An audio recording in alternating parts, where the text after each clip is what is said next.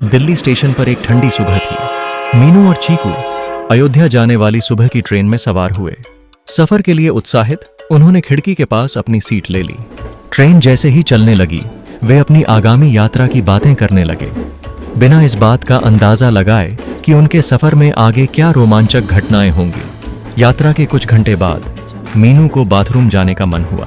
उसने चीकू से कहा, मैं जल्दी ही वापस आ जाऊंगा। ट्रेन के डगमगाते गलियारे में चलते हुए वह बाथरूम के पास पहुंचा और देखा कि दरवाजा थोड़ा खुला हुआ था। अंदर कदम रखते ही उसे एक ठंडक का एहसास हुआ, पर उसने इसे सुबह की ठंड समझकर नजरअंदाज कर दिया। जैसे ही उसने दरवाजा बंद किया, उसने शीशे में कुछ देखा। एक धुंधली आकृति खाली आंखों के साथ उसके पीछे खड़ी थी। मीनू सहम गया, उसका पूरा शरीर कांपने लगा।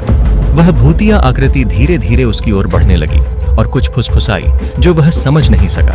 घबराहट में मीनू बाथरूम से बाहर भागा और चीकू से टकरा गया, जो उसे देखने आया था। मीनू, क्या हुआ? चीकू ने हैरानी से पूछा। मैंने अंदर कुछ देखा, मीनू ने कांपती आवाज में कहा। चीकू की जिज्ञासा बढ़ गई। तुम यहीं रुको, मैं खुद जाकर देखता हूं। जब चीकू ने बाथरूम में कदम रखा तो वहां कुछ नहीं था। एक राहत की लहर उसके अंदर दौड़ गई, लेकिन तभी उसे एक हल्की सी फुसफुसाहट सुनाई दी। किताब ढूंढो, मेरी मदद करो। वही भूतिया आकृति अब शीशे के पास दिखाई दे रही थी। चीकू जल्दी से बाहर आया और मीनू के पास बैठ गया। दोनों डरे हुए थे, लेकिन रहस्य की इस गुत्थी को सुलझाने का संकल्प भी किया। ये भूत कौन था और वो किस किताब का जिक्र कर रहा था?